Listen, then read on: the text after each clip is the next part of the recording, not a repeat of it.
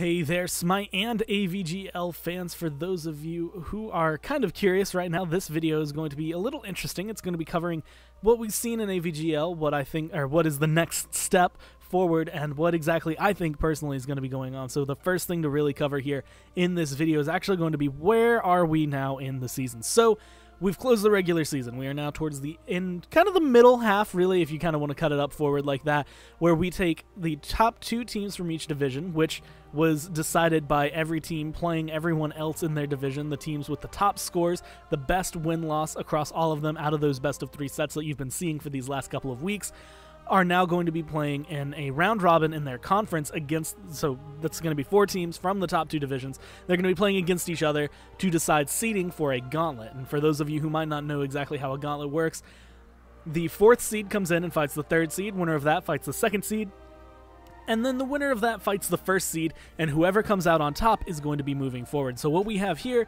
is going to be the conference, the top 2 from each division, so it's going to be 4 teams going into a round robin to determine the seeding, going into a gauntlet, which is going to determine the team that moves forward into the championship bracket, of which there are 4 spots, and we have 16 teams.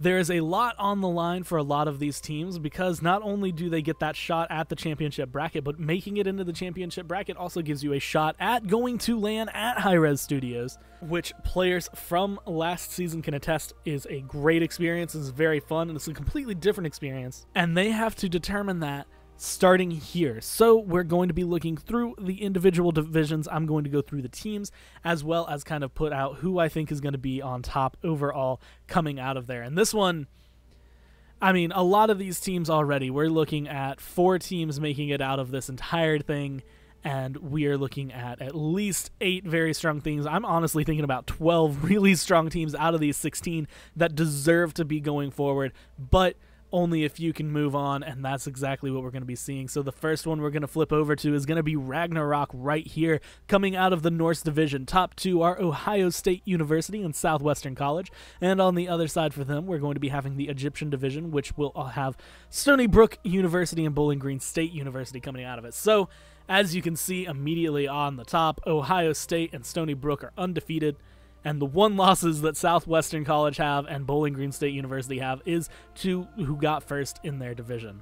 Now, when it comes down to it, looking at the round robin, it's going to be back and forth. Really kind of determining where these teams set is going to be who wins those best of 1s, but they will be fighting in best-of-3 gauntlets. What I expect we're really going to be seeing is that Bowling Green State and Southwestern are going to be really fighting for those 3rd and 4th slots, really kind of going either way. I think Bowling Green State is just slightly behind where Southwestern is. It's one of those things where they're very neck and neck, and honestly, the difference of these 3 games determine who goes forward. But ultimately, I think they're going to be 3rd and 4th, and whoever has to deal with it is going to fall behind. But Ohio State going to be coming in as that 2nd seed, and I anticipate the last match going to be Ohio State University versus Stony Brook University here.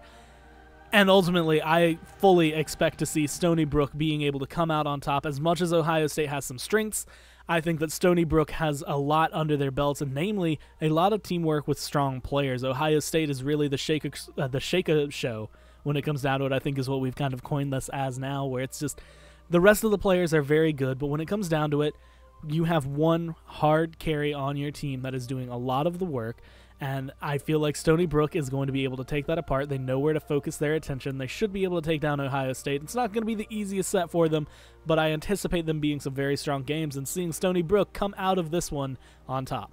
Now, moving over, we're going to be looking into the Gaelic Conference. So that's going to be having the Celtic Division, which is going to be Salisbury University and DePaul University.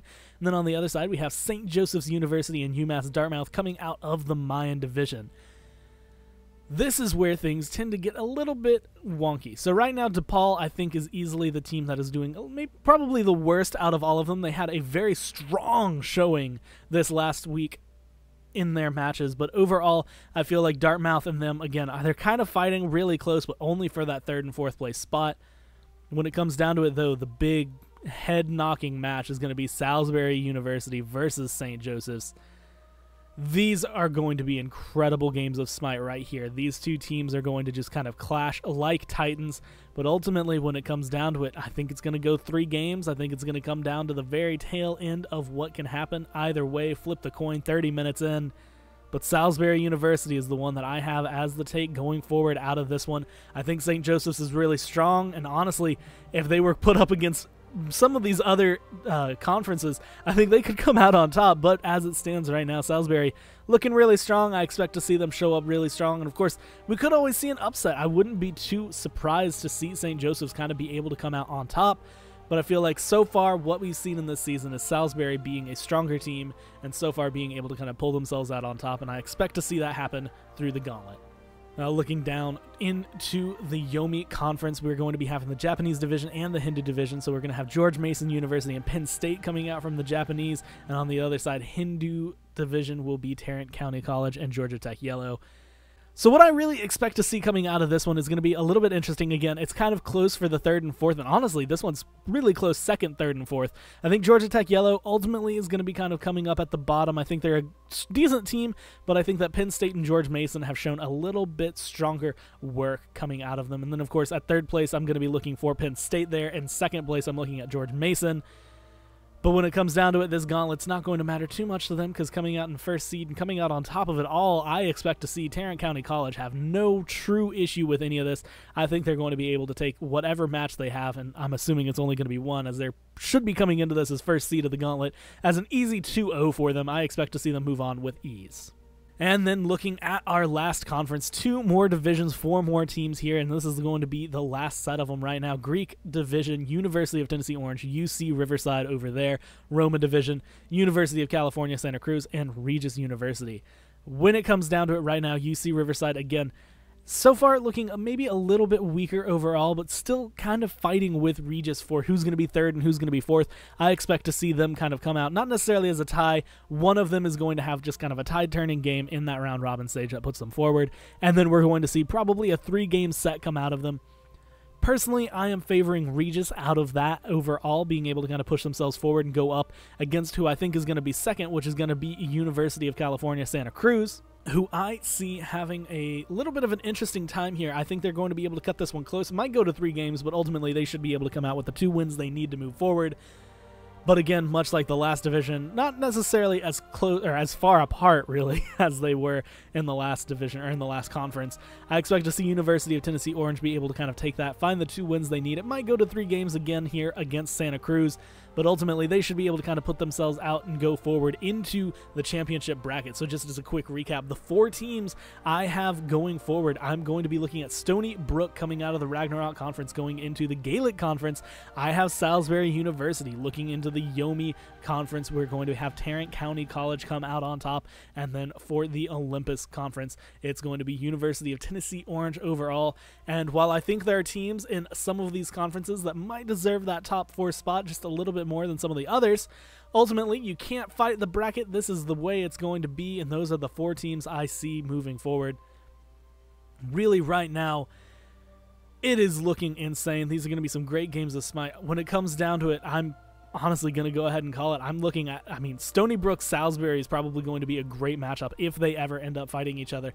But Tarrant County College right now sitting on top, looking very strong, and honestly, they might be the ones who are able to close it out, but I feel like the top 3 of these are all close. University of Tennessee Orange, if you watched our predictions previously, just haven't quite cut that same mark those other 3 teams are going. Of course, best out of their conference could come in with some surprises. I expect to see those, but we'll have to look forward to those and see how that's going to roll out in the championship bracket after we go through this gauntlet. And once again, I'd just like to thank you guys for sitting with me through all of this, just kind of going through, looking at the standings right now, and of course being able to pull out who's going to be coming out on top. I know this one was a little bit more still images than I feel like a lot of people would typically like. I do typically like to animate a lot of this, but I have had a lot of work to do, and I've been doing a lot of crunch lately, so I had to kind of cut a little bit on my production value, and hope that doesn't bother you too much.